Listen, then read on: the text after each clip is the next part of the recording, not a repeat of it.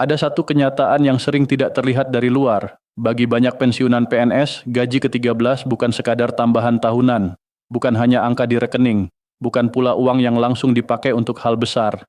Kadang, gaji ke-13 adalah cara seorang pensiunan tetap bisa membantu cucu masuk sekolah tanpa merasa membebani anak. Kadang, itu menjadi kesempatan membayar biaya kesehatan yang tertunda. Kadang, itu hanya memberi rasa lega, karena untuk beberapa minggu ke depan, dapur terasa lebih aman. Lalu ketika muncul kabar tanggal 20 Mei soal gaji ke-13, suasana langsung berubah. Grup pensiunan mulai ramai. Ada yang bertanya, apakah ini tanda segera cair? Ada yang bilang, harus siap-siap cek rekening. Ada juga yang khawatir, jangan-jangan ada syarat baru yang saya belum tahu. Tapi disinilah kita harus hati-hati. Kabar yang ramai belum tentu berarti keputusan final. Tanggal yang disebut belum tentu tanggal pencairan. Dan harapan yang besar harus tetap dijaga dengan informasi yang benar, karena satu salah paham kecil dalam urusan pensiun bisa membuat hati gelisah seharian. Assalamualaikum warahmatullahi wabarakatuh. Salam sejahtera untuk Bapak dan Ibu semua, khususnya para pensiunan PNS, pensiunan ASN, para penerima pensiun janda dan duda, serta keluarga yang selalu ikut memantau kabar keuangan orang tua di rumah.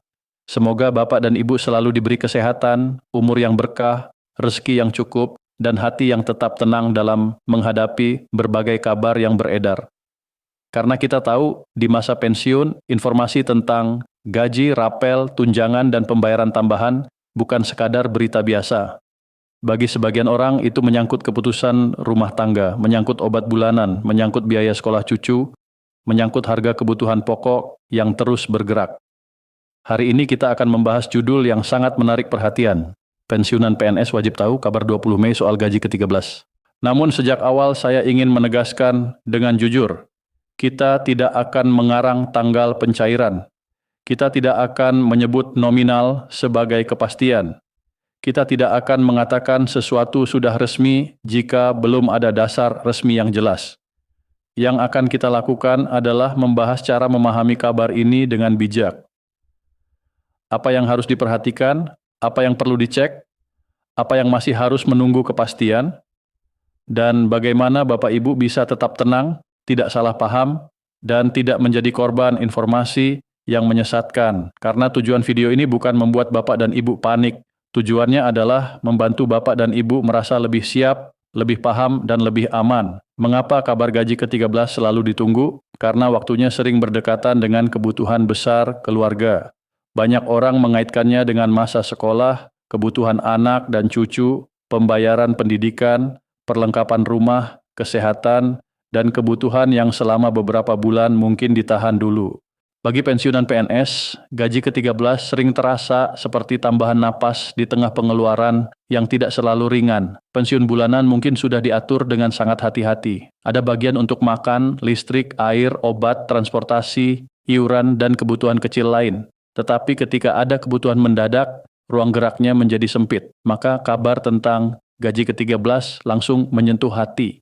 Masalahnya, ketika kabar tanggal tertentu seperti 20 Mei muncul, banyak orang mulai membuat kesimpulan sendiri. Ada yang mengira tanggal itu berarti pengumuman resmi. Ada yang mengira itu berarti pencairan. Ada yang mengira itu berarti semua pensiunan pasti akan menerima dalam waktu yang sama. Padahal dalam urusan keuangan pensiun, kita harus membedakan antara pembahasan, informasi awal, kebijakan resmi, proses administrasi, dan pencairan nyata di rekening. Dan justru di titik inilah banyak pensiunan bisa menjadi sangat rentan. Bukan karena kurang pintar, bukan karena mudah dibohongi, tetapi karena harapan mereka nyata. Ketika seseorang berharap ada dana tambahan untuk kebutuhan penting, ia lebih mudah percaya pada kabar yang terdengar meyakinkan. Bayangkan seorang pensiunan yang sudah berjanji kepada cucunya akan membantu membeli perlengkapan sekolah. Lalu ia mendengar kabar bahwa gaji ke-13 segera cair, hatinya senang. Ia mulai menghitung.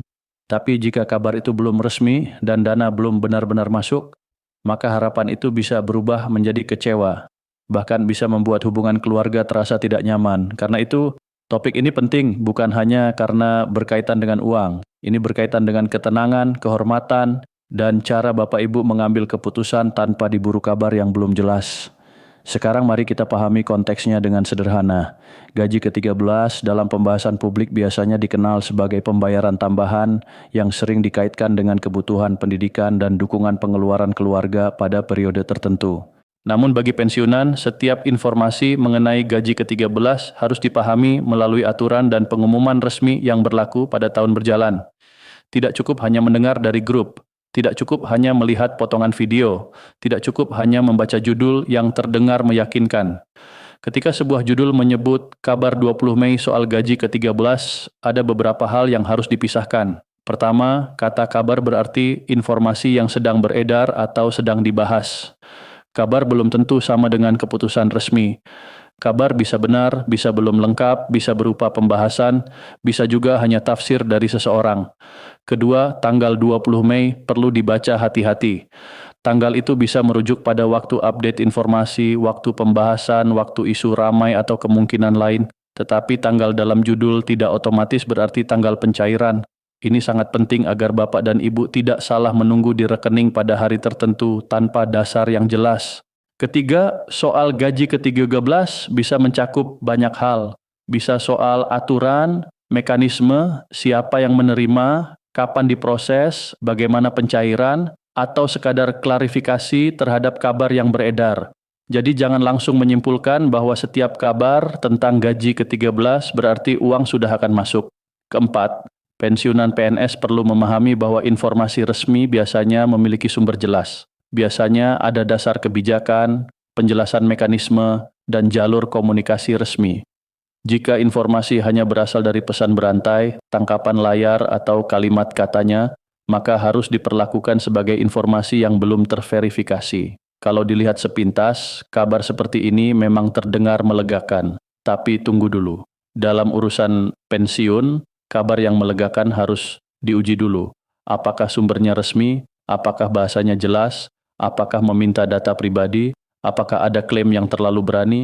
Apakah ada nominal yang tidak dijelaskan dasarnya? Kita boleh berharap tetapi tidak boleh gegabah. Harapan yang benar harus ditemani kesabaran dan verifikasi. Sekarang kita bedah hal-hal yang perlu Bapak dan Ibu perhatikan satu persatu. Pertama, jangan menganggap semua kabar tentang gaji ke-13 sebagai tanda pencairan sudah dekat.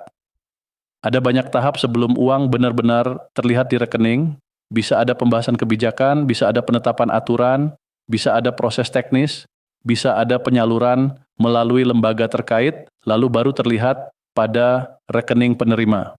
Tanpa informasi resmi, kita tidak boleh melompat dari ada kabar menjadi pasti cair tanggal sekian. Kedua, pahami bahwa tanggal update tidak sama dengan tanggal pembayaran. Ini salah paham yang sering terjadi. Misalnya sebuah konten dibuat pada 20 Mei atau sebuah pembahasan ramai pada 20 Mei. Bukan berarti pembayaran pasti dilakukan pada 20 Mei. Tanggal informasi dan tanggal pencairan adalah dua hal berbeda. Kalau Bapak dan Ibu menyamakan keduanya, hati bisa kecewa ketika rekening belum berubah. Ketiga, bila ada informasi yang menyebut nominal, jangan langsung percaya. Dalam pembahasan gaji ke-13, angka sering membuat orang cepat berharap, ada yang menyebut jumlah tertentu, ada yang membuat tabel, ada yang menyamakan semua penerima, padahal nominal, jika ada, harus merujuk pada aturan resmi dan komponen yang berlaku. Tanpa dasar resmi, angka apapun harus dianggap sebagai contoh, simulasi, atau rumor.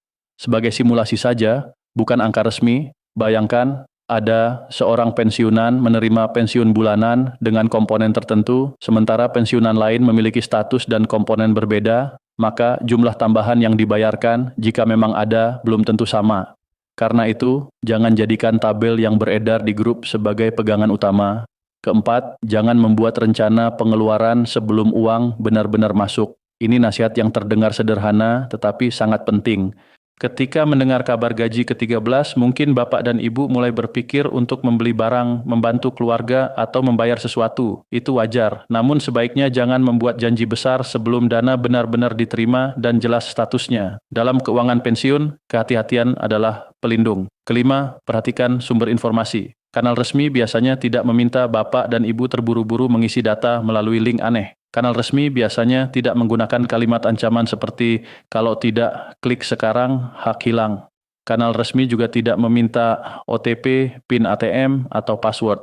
Jika ada pesan seperti itu harus dicurigai. Keenam, keluarga perlu membantu menghindari salah paham. Banyak pensiunan yang masih bisa memahami informasi dengan baik, tetapi dunia digital memang kadang membingungkan. Pesan palsu bisa terlihat resmi, logo bisa ditempel, foto pejabat bisa digunakan tanpa izin. Karena itu, anak dan cucu sebaiknya tidak hanya berkata jangan percaya. Lebih baik bantu cek bersama, tunjukkan mana akun resmi, mana link yang aman, mana pesan yang mencurigakan. Ketujuh, bila ada kabar bahwa gaji ke-13 akan dibayarkan, tetap cek apakah informasi itu berlaku untuk pensiunan atau hanya kelompok tertentu. Kadang informasi tentang ASN aktif, pensiunan, penerima tunjangan, atau kelompok lain bisa tercampur dalam percakapan publik. Akibatnya, orang yang membaca cepat bisa salah paham. Jadi, perhatikan subjek informasinya. Siapa yang dibicarakan? PNS aktif, pensiunan, penerima pensiun janda duda, semua kelompok atau hanya tertentu. Kedelapan, jangan saling menyalahkan bila ada perbedaan informasi. Bisa jadi satu orang membaca dari sumber berbeda. Bisa jadi satu orang hanya meneruskan pesan. Bisa jadi satu orang mendengar dari tetangga. Daripada bertengkar, lebih baik saling mengingatkan, mari cek sumber resmi, jangan buru-buru menyebarkan, dan jangan membuat orang lain cemas. Kesembilan, perhatikan bahasa yang digunakan oleh pembuat informasi. Informasi yang bertanggung jawab biasanya berani mengatakan belum pasti jika memang belum pasti. Sebaliknya, konten yang tidak bertanggung jawab sering memakai kata-kata yang terlalu mutlak, terlalu mendesak, dan terlalu menggoda. Misalnya, pasti cair hari ini, semua wajib klik, atau jangan sampai terlambat ambil uang. Kalimat seperti ini harus diuji, bukan langsung dipercaya. Ke-10, ingat bahwa gaji ke-13 bukan hadiah dari pesan berantai. Jika memang ada pembayaran resmi, prosesnya mengikuti aturan dan mekanisme yang berlaku, bukan melalui nomor pribadi yang menghubungi Bapak Ibu, bukan melalui link yang meminta data rahasia, bukan melalui biaya admin ke rekening orang asing. Jadi untuk kabar 20 Mei soal gaji ke-13, sikap paling sehat adalah ikuti perkembangan, tetapi jangan panik. Cek sumber, tetapi jangan klik sembarang link. Boleh berharap, tetapi jangan membuat keputusan keuangan sebelum ada kepastian.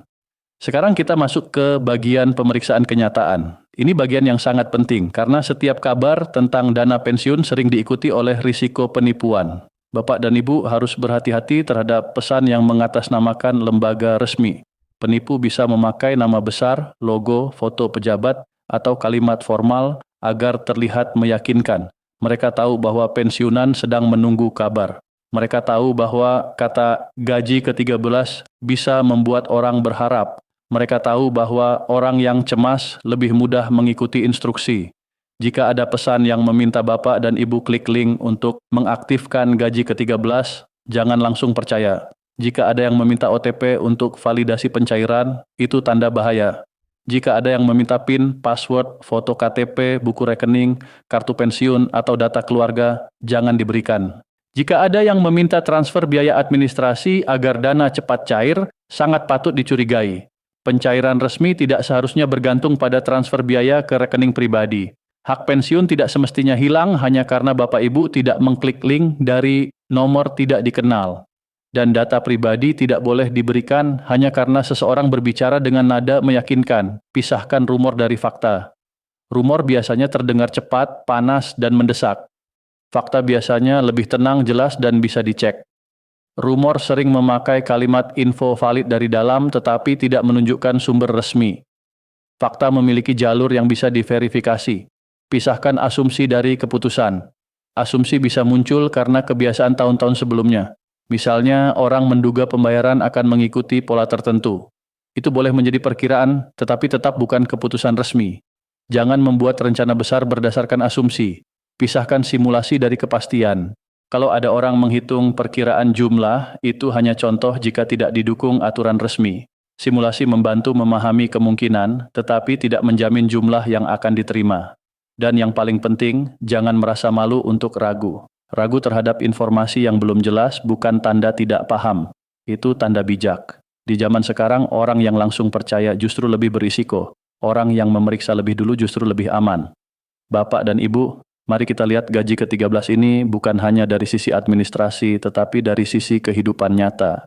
Di balik setiap pensiunan, ada cerita panjang pengabdian. Ada tahun-tahun bekerja ketika tubuh masih kuat.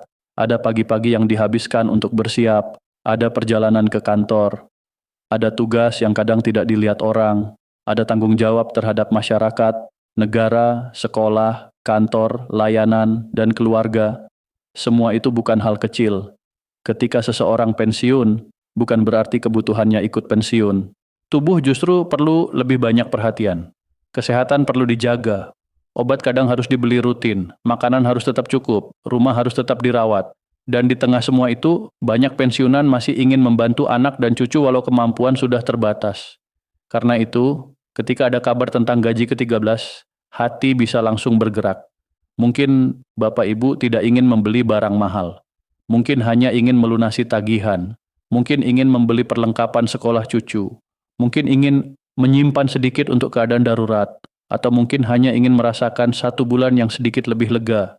Tidak ada yang salah dengan harapan itu. Harapan adalah bagian dari hidup. Yang perlu dijaga adalah jangan sampai harapan itu dipermainkan oleh informasi yang belum jelas. Jangan sampai orang-orang yang sudah mengabdi puluhan tahun dibuat cemas oleh judul yang tidak bertanggung jawab. Jangan sampai pensiunan yang ingin hidup tenang malah menjadi sasaran penipuan digital. Keluarga juga perlu memahami ini. Ketika orang tua bertanya, gaji ke-13 kapan cair, jangan dijawab dengan kesal. Bagi mereka, pertanyaan itu mungkin menyimpan banyak perhitungan yang tidak diucapkan. Mungkin ada biaya yang sedang dipikirkan. Mungkin ada kebutuhan yang belum dibayar. Mungkin ada rasa takut jika uang bulanan tidak cukup. Jawablah dengan sabar, dampingi dengan hormat. Karena suatu hari, kita semua akan menua, dan kita pun akan membutuhkan orang yang menjelaskan sesuatu dengan lembut, bukan dengan nada meremehkan. Sekarang, apa yang sebaiknya Bapak dan Ibu lakukan setelah mendengar kabar 20 Mei soal gaji ke-13? Pertama, jangan hanya membaca judul. Baca isi informasinya. Judul bisa dibuat menarik, tetapi isi menentukan makna sebenarnya. Apakah benar ada pengumuman resmi atau hanya pembahasan? Kedua, cek sumber. Pastikan informasi berasal dari kanal resmi atau sumber yang jelas. Jangan jadikan pesan berantai sebagai pegangan utama.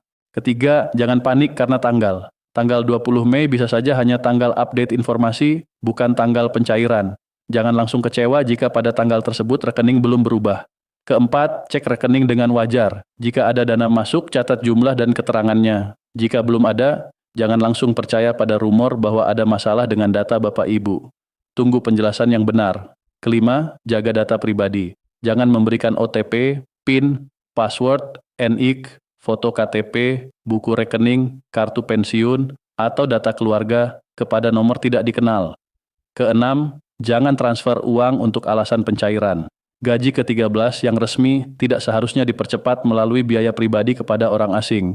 Ketujuh, bicarakan dengan keluarga. Bila Bapak dan Ibu ragu, minta anak atau cucu membantu mengecek.